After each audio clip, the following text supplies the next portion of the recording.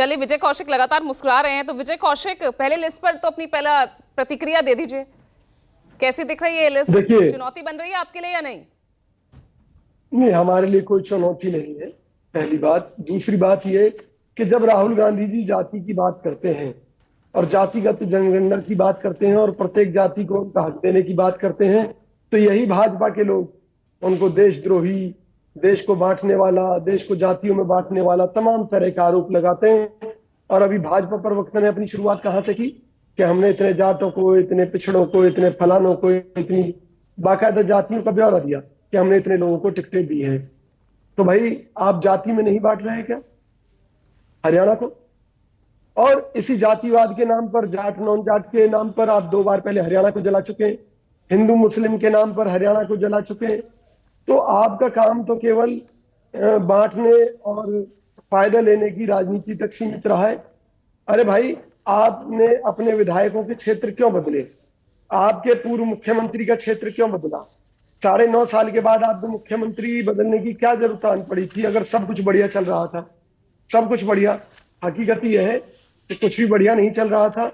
हरियाणा में लूट मची हुई थी और बीजेपी का नाम सुनकर ही लोग गाली देने लगे थे। उस एंटी इनकम्बेंसी को कम करने के लिए इन्हें आनंद फानन में अपना मुख्यमंत्री चेंज करना पड़ा। ये बात करते हैं चौधरी भूपेंद्र सिंह हुड्डा जी की कि जी परिवारवाद। भैया, कौन सा परिवारवाद है? चौधरी भूपेंद्र सिंह हुड्डा जी के पिता स्वतंत्रता सेनानी रहे, देश की आजादी के लिए लड़ाई लड़ी, मुख्यमंत्री बनते बनते रह गए। उन्हीं की त्याग, तपस्या और बलिदान था, उनके बेटे की मेहनत थी कांग्रेस पार्टी में जनता के प्रति कि वो अपनी मेहनत से मुख्यमंत्री चुने गए। और आज भी हरियाणा में उन्हीं के नेतृत्व में चुनाव हो रहा है। तो भैया, आपके पेट गठबंधन में पर कुछ दर्द क्यों? बोलिए, गठबंधन कहां तक पहुंचा? बात बन पा रही है नहीं?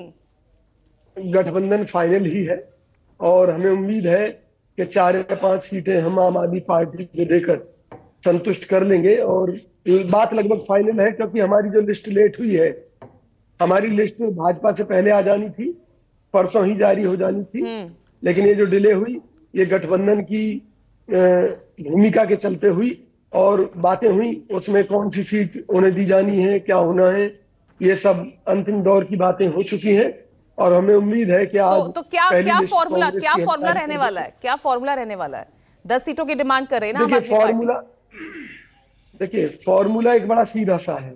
हरियाणा की राजनीति हो चाहे देश की राजनीति हो, ये देखा जाता है कि आम आदमी पार्टी किन सीटों पर मजबूत है, सिर्फ फार्मूला ये होता है। तो जिन सीटों पर मजबूत है और जो हम देना चाहते हैं, उन सीटों के पैमाने पर अगर खरा उतरती है, तो निश्चित तौर पर वो सीटें आम आदमी पार्टी को उसकी इच्छानुसार दे दी जाती हैं।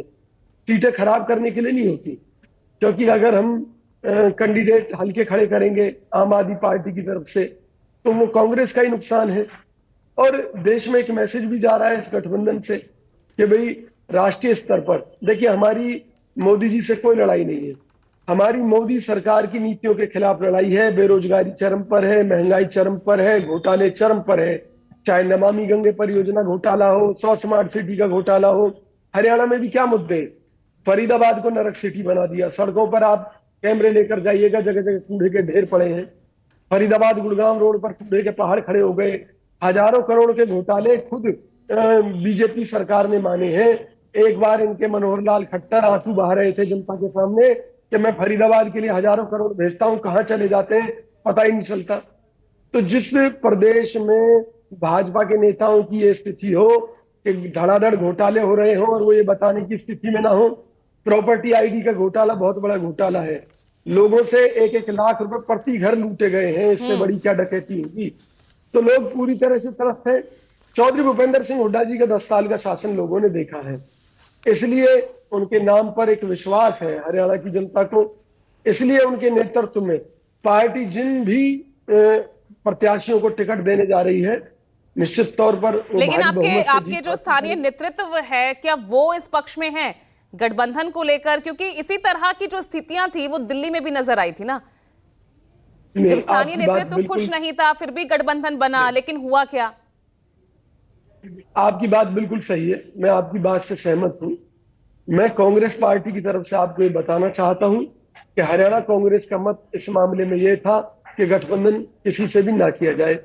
लेकिन जब पार्टी में ऊपरी स्तर पर, केंद्रीय स्तर पर मंथन हुआ, तो उसमें ये पाया गया कि जो क्षेत्रीय दल है ये वोट कटवा पार्टी की भूमिका अदा करते हैं और उससे कांग्रेस को नुकसान होता है कहीं ना कहीं। तो क्यों ना हम सब मिलकर एकजुट होकर लड़े।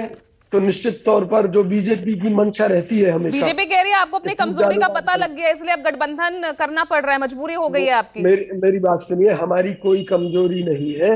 पिछली बार जब भाजपा ये कहती थी कि अब की बार 75 पार, ये लोग 42 पर क्यों अटक गए, क्यों अटके? और उस समय भी परिस्थितिजनक बातें थी कि भाजपा अपने